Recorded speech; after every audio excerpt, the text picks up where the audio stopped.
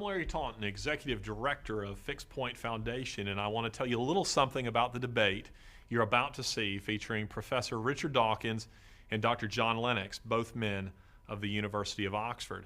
The question has been asked of us many times, why sponsor a debate on this issue, that is, the new atheism and religion, or in this case, more specifically, Christianity? Fixed Point Foundation is a Christian organization that seeks to draw public attention to hot-button cultural issues. And since September 11th of 2001, the new atheism and its charges against religion has been one of those issues. Interestingly, many Christians and atheists feel that their views are frequently mischaracterized in the larger cultural discussion. To address this, we wanted to find individuals who represented the beliefs of their respective camps. We think we have two of the very best in Richard Dawkins and John Lennox. We're grateful to both men for their cooperation. John and Richard were delightful to work with and enthusiastic about the project from beginning to end. We think you will find what follows informative, challenging, and thought-provoking.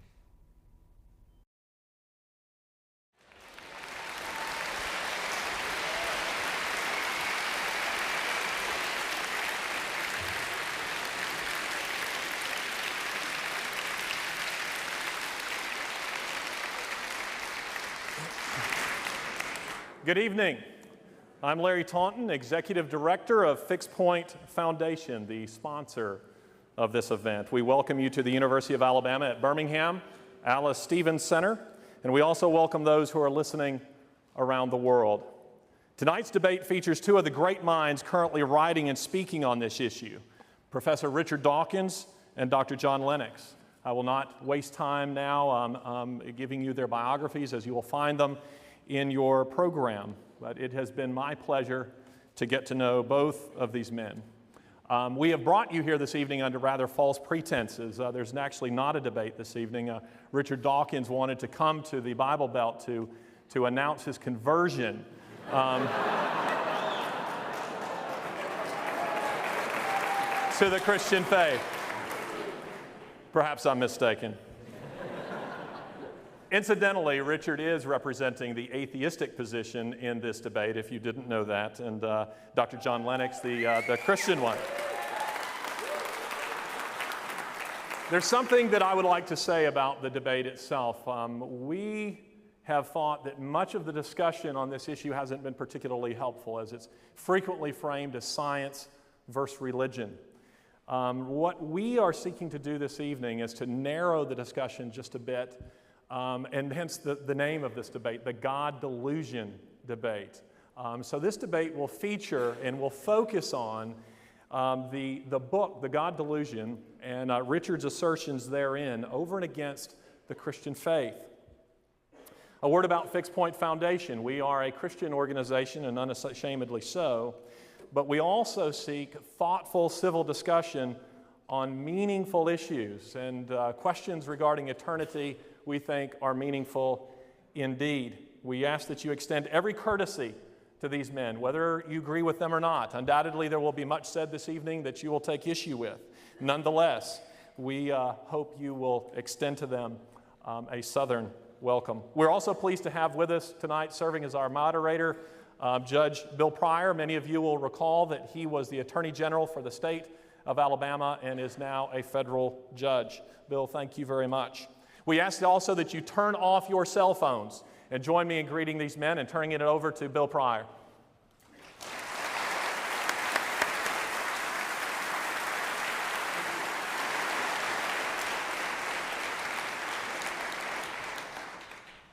Thank you, Larry. Good evening. Welcome to the debate. You all know the theme, and Larry has introduced it, the God Delusion versus Christianity. There will be a structure to our debate this evening.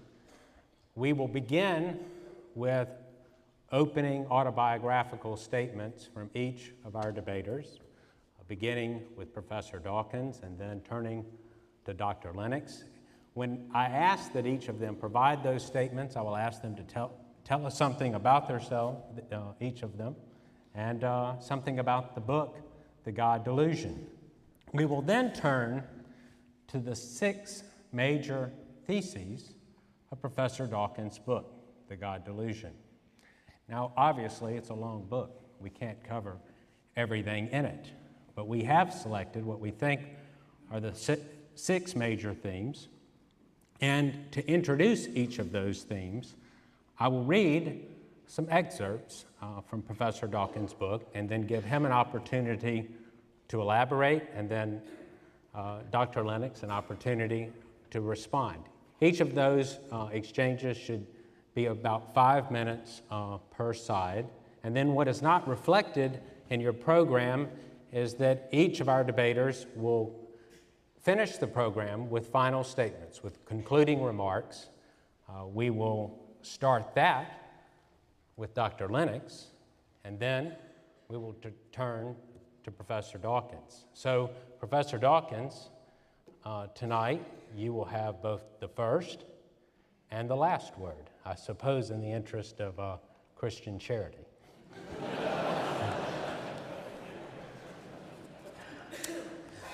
Professor Dawkins, could you begin our discussion with an autobiographical statement? Tell us something about yourself and about the book. I was born in Africa. I'm a child of what was in those days the British Empire, descended from a long line of khaki shorts-wearing, hairy-kneed, brown-shoed colonial officers. I had every opportunity to become a naturalist because Africa, as you know, is a wonderful place to be a naturalist. Unfortunately, that's not the way it was. I never was much of a naturalist, much to my father's disappointment, I suspect. He was a very good naturalist. I suppose that's a preamble to saying that my interest in the science of biology, which is what I specialize in, came more from an interest in fundamental questions than from a love of watching birds or insects or pressing flowers. I wanted to know why we're all here. What is the meaning of life? Why does the universe exist? Why does life exist? That's what drew me to science. My parents left Africa when I was about 8, and I came with them. I was sent to boarding school in England. I suppose part of the point of this autobiographical note is to give a kind of religious background, since we are talking about religion tonight. I had a harmless Anglican upbringing. I could never claim that I had religion thrust down my throat in the way it might have been had I been brought up in a more militant faith. Anglicanism, as you know, is a very civilized version of Christianity. No bells and smells and no creationist lunacy. I was confirmed into the Church of England, and at the time I sincerely believed it. I had a brief period of doubt at the age of about 9, about 3 years before my confirmation. This doubt was caused by the realization that there are lots of different religions in the world, and I recognized that it was an accident of my birth, that I happened to have been born into the Christian faith, and I recognized instantly that had I been born in, say, Afghanistan or born in India, I would have believed very different things. And that quite rightly shook my faith in the particular religion that I'd been brought up in. Weirdly, and I now don't understand why, I seem to have lost those doubts when I was about 13, and I was confirmed into the Church of England. I went to Oxford after having lost my faith for good at the age of about 15 or 16. That was because I discovered Darwinism. I recognized that there was no good reason to believe in any kind of supernatural creator. And my final last vestige of religious faith disappeared when I finally understood the Darwinian explanation for life. I went to Oxford. I got a doctorate at Oxford eventually. I went to the University of California at Berkeley as a very young assistant professor, teaching, in those days, animal behavior. I then went back to Oxford after about 2 years at Berkeley, and continued my career as a student of animal behavior. About 1972, there was a general strike in Britain, and there was no electric power. I couldn't do my research, and so I thought I would write a book. And I started to write a book, which eventually became my first book, The Selfish Gene. However, unfortunately, the electric power came on again, and so I shelved the first 2 chapters of the book that I'd already written, put them in a drawer, and forgot about them, until about 3 years later in 1975, when I got a sabbatical leave and resumed writing The Selfish Gene. Since then, I've written about 8 more books: Extended Phenotype, The Blind Watchmaker, River Out of Eden, Climbing Mount Improbable, Unweaving the Rainbow, A Devil's Chaplain, The Ancestor's Tale, and most recently, The God Delusion, which is the subject of tonight's debate. I regard it as an enormous privilege to be alive, and I regard it as a privilege to be alive especially at the end of the 20th century, beginning of the 21st century, a privilege to be a scientist, and therefore to be in a position to understand something of the mystery of existence, why we exist.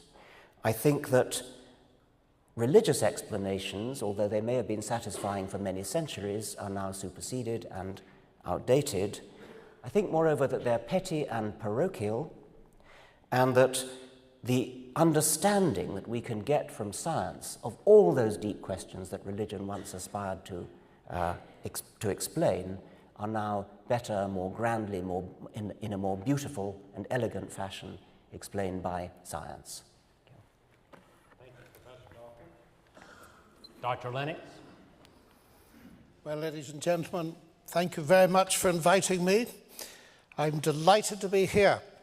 Each one of us has a biography and a worldview, our set of answers to the big questions that life throws at us. And so a little about my biography. I'm married to Sally. We have 3 children and 4 grandchildren. I work now in the University of Oxford as a mathematician and as a philosopher of science. I was born in the middle of the last century in a country with a tragic reputation for sectarian violence, Northern Ireland. My parents were Christian, but they were not sectarian. In the book, The God Delusion, Richard, you say that religion teaches us that it is a virtue to be satisfied with not understanding. Well, whatever other religion this may apply to, it certainly did not apply to the Christianity my parents taught me from the Bible. They encouraged me to be intellectually inquisitive because they were like that themselves, not in spite of their Christian faith, but because of it. And I owe them an immense debt for setting me free to read everything from Marx and Russell to C.S. Lewis, and developed in those days an interest in the big questions of life. I was very fortunate to get the chance to leave Ireland and go to Cambridge, where I could indulge my passion for mathematics and for science in general. And Cambridge not only gave me the opportunity to develop those intellectual pursuits, but it gave me the opportunity to meet many people of other worldviews who did not share my background and my convictions.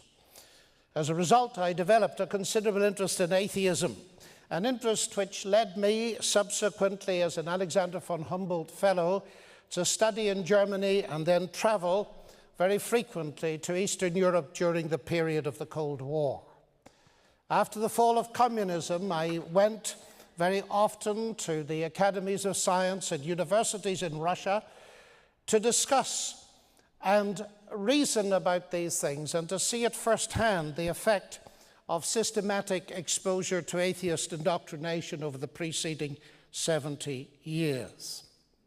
And so I too am very privileged to live at this time and to be involved in the public discussion of these issues. Now, reading Richard's book, I found absolutely fascinating because it strikes me as an impassioned crusade to warn his fellow human beings of the slavery, the oppression, and the mental and possibly physical tortures imposed on them by religion. And I actually feel a lot of sympathy for you on this particular point, because I myself am totally opposed to any religion that seeks to impose itself by force or that takes advantage of or abuses people in any way. You cannot impose truth by force. And both of us, I think, hold that religion should be debated in a rational way as anything else. I share his passion for truth. Neither of us, mercifully, is a postmodern relativist. But as a passionate atheist, Richard is committed to the idea that God is a delusion. For him, ultimate reality, I take it, consists of the impersonal matter and energy of the universe. I believe the exact opposite. God, far from being a delusion, is real. Ultimate reality is a personal, eternal, and supernatural God who has revealed himself in the universe, in his word, the Bible, and supremely in Jesus Christ, his Son, who is Lord and God incarnate. Now, I'm very aware that this puts me, according to Richard's book, firmly in the category of those who sit fluttering among the dovecotes of the deluded, sucking my religious dummy, or pacifier, as you call it in Alabama. You suggest that religion builds a firewall in the mind against scientific truth. Well, that might be tragically the case with some religions, but it's not so with biblical Christianity. Indeed, the reason, ladies and gentlemen, that I'm passionate about truth is that God is the God of all truth. One of the most famous statements that Jesus ever made was, "I am the truth."